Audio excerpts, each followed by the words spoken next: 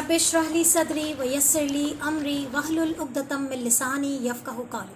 अस्सलाम वालेकुम, doctor Sania Bashir here, daily diabetes vlogs. बात कर रहे हैं आज हम इम्पॉर्टेंट कंसर्न जो कि डायबिटिक पेशेंट, चाहे वो टाइप 1 के कैंडिडेट हों, चाहे वो टाइप 2 के कैंडिडेट हों, हर कोई अपनी डायबिटिक लाइफ में इस चीज़ को ज़रूर फेस करता है। जी हाँ, आज हम बात कर रहे हैं हाइपोग्लाइसीमिया की, यानी कि शुगर का लो हो जाना। आखिर शुगर लो क्यों हो जाती है, कैसे हो जाती है और कैसे उसे मैनेज करना है। तो ये वीडियो ज़रूर एंड तक देखिएगा और मेरे चैनल को सब्सक्राइब करना और हमारी वीडियो को शेयर करना मत भूलिएगा, ताकि ये इम्पॉर्टेंट बातें दूसरों तक भी आप पहुंचा सकें।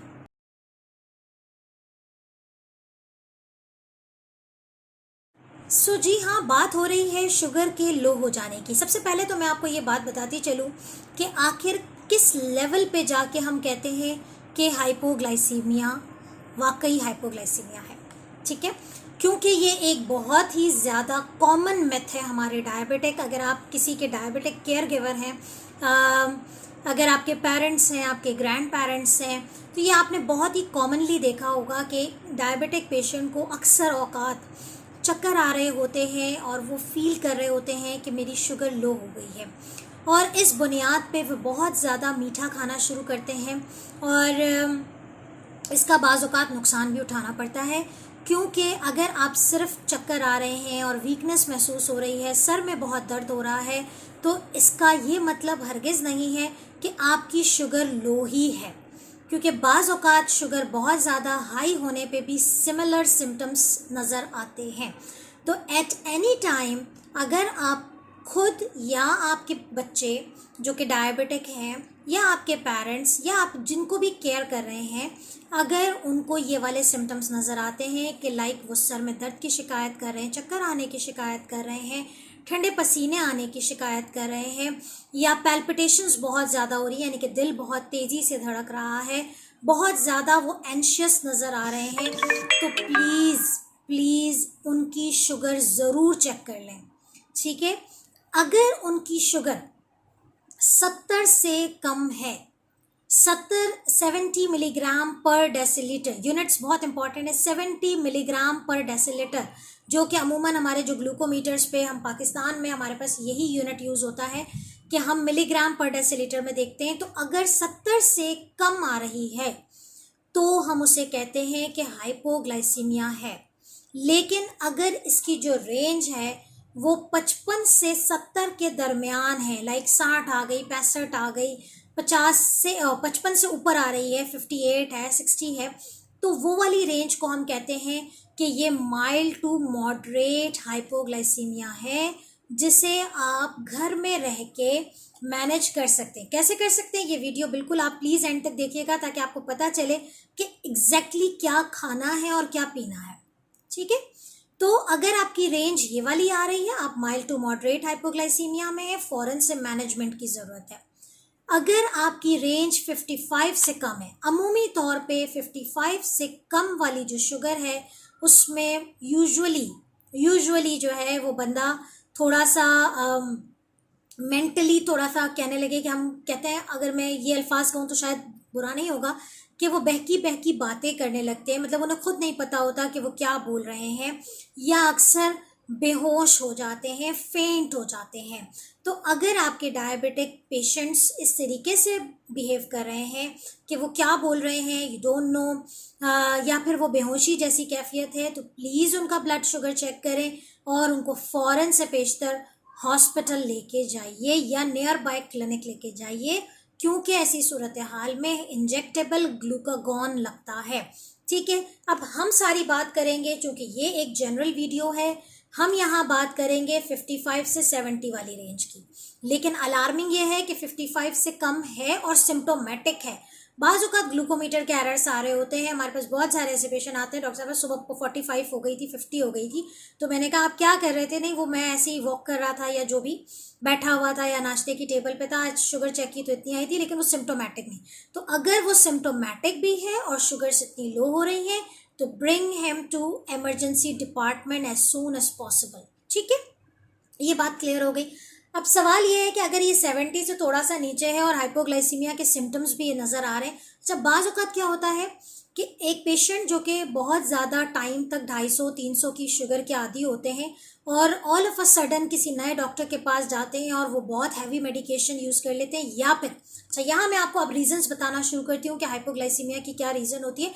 लेकिन एक बात ज़रूर नोट कीजिएगा कि बाज़ औक़ात एक बॉडी हैबिचुअल होती है और अगर कोई ऑल ऑफ अ सडन कोई ऐसा इम्पैक्ट क्रिएट हो जाए कि जिसकी वजह से शुगर्स बहुत ज़्यादा लो हो जाए ड्रास्टिकली, यानी कि 215 की रोज़ाना रहती है, आप जानते हैं, आप चेक करते हैं 250 रहती है, अचानक से वो 110 120 है तो खुशी की बात, नॉर्मल आ जाता है।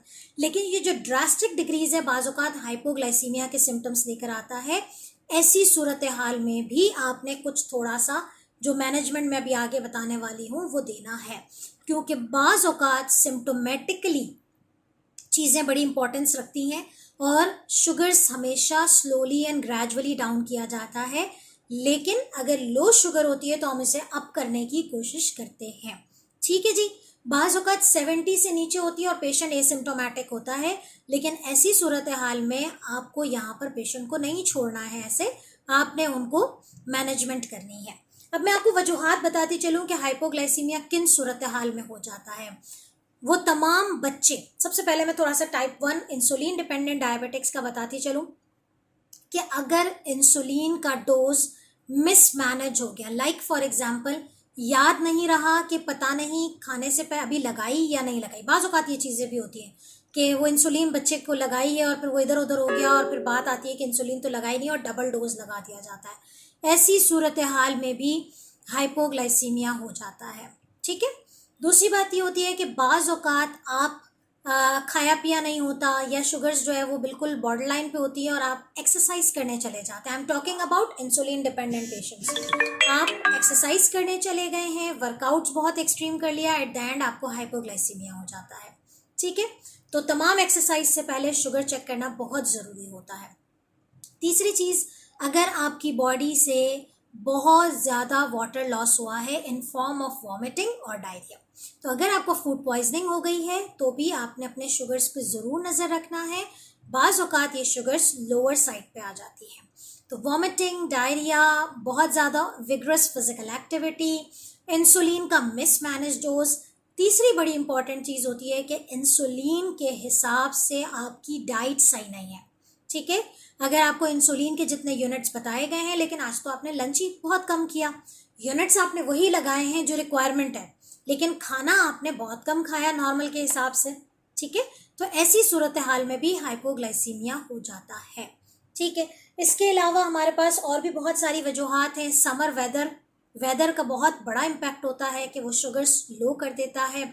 इसके अलावा हमारे पास अगर अगेन वही है कि एक्सरसाइज से पहले या बाद में आपने अगर शुगर चेक नहीं की है तो वन ऑफ द रीज़न के बाज़ औक़ात एक्सरसाइज के थोड़ी देर के बाद आप फील करते हैं कि आपको हाइपोग्लाइसीमिया हो रहा है। तो बहुत इंपॉर्टेंट है, इंसुलिन डिपेंडेंट डायबिटिक पेशेंट, चाहे वो टाइप 1 हो और टाइप 2 हो, अगर आपने मेडिकेशन की प्रॉपर एडजस्टमेंट नहीं करवाई, डॉक्टर से अपनी मर्ज़ी से ले रहे हैं, ऐसा नहीं होता आज शुगर बढ़ी हुई है तो एक टैबलेट जो है वो ज़्यादा ले ली या इंसुलिन जो है वो अपनी मर्ज़ी से बढ़ा दिया, तो ये तमाम चीज़ें हाइपोग्लाइसीमिया की तरफ जाती हैं।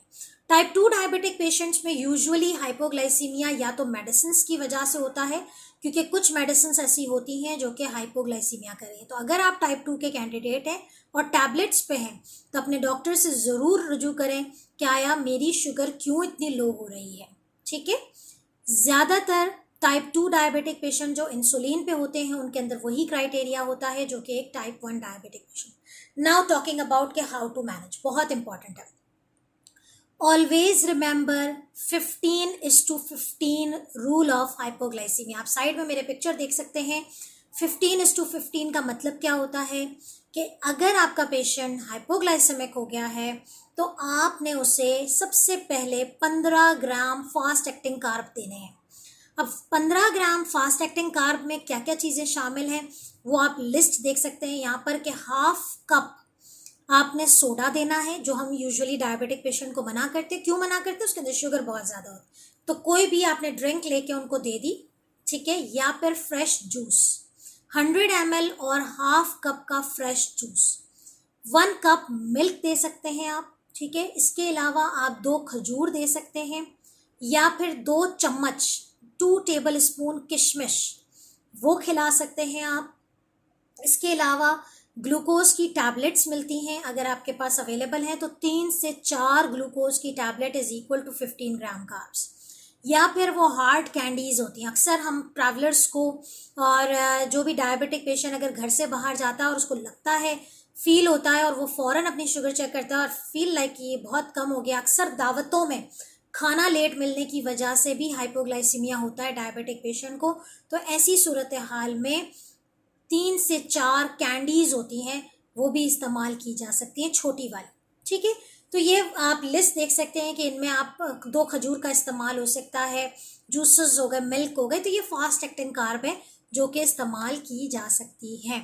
लेकिन बहुत सारा इंटेक करना कि मैंने तो मैंगो के 2 मैंगो लिए और शेक बनाया और पी लिया, नहीं, you have to take only half cup of juice. ठीक है, ताकि और फिर उसके बाद आपने 15 मिनट तक छोड़ देना है। 15 मिनट के बाद आपने चेक करनी है शुगर। अगर तो वो रेंज में आना शुरू हुई है, बढ़ना शुरू हुई है, तो गिव देम टाइम।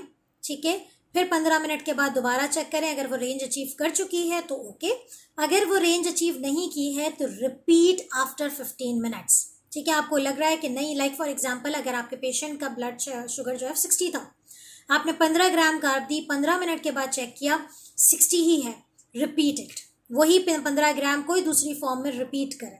तो ये 15:15 का फॉर्मूला होता है। अगर स्टिल वो लोअर साइड की तरफ जा रही है तो फिर आपने फ़ौरन से हॉस्पिटल डिपार्टमेंट, इमरजेंसी डिपार्टमेंट जाना है ताकि कोई इंजेक्टेबल फॉर्म में दी जा सके।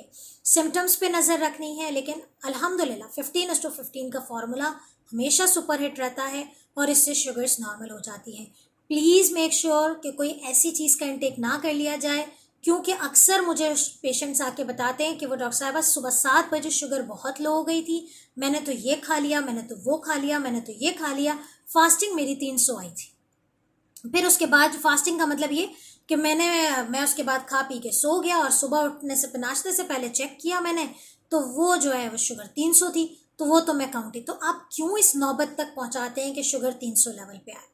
तो 15:15 का फॉर्मूला अप्लाई करें, और मुझे उम्मीद है कि ये चीज़ें आप अप्लाई करेंगे तो इंशाल्लाह ताला आपको, और सबसे पहली इंपॉर्टेंट चीज़ कि हाइपोग्लाइसीमिया होने ना पाए, इसके लिए आप ज़रूर ऑब्जर्व करें कि आखिर वो कौन सी वजूहात हो रही हैं आपकी बॉडी में कि जिसकी वजह से आपकी शुगर मुसलसल लो हो रही है। इंसुलिन का डोज एडजस्ट करवाएं, मेडिसिन के डोज एडजस्ट करवाएं। डायबिटीज़ टेलीकेयर आप लोगों के लिए 7 days a week service provide करता है। कोई भी चीज़ डिस्कस करनी हो, you can easily consult, post your question in the group, और इंशाल्लाह मुझे उम्मीद है कि आपकी शुगर और आपकी डायबिटिक लाइफ एक अच्छी क्वालिटी के साथ गुजर रही होगी। मुझे दुआओं में ज़रूर याद रखिएगा। अल्लाह हाफ़िज़।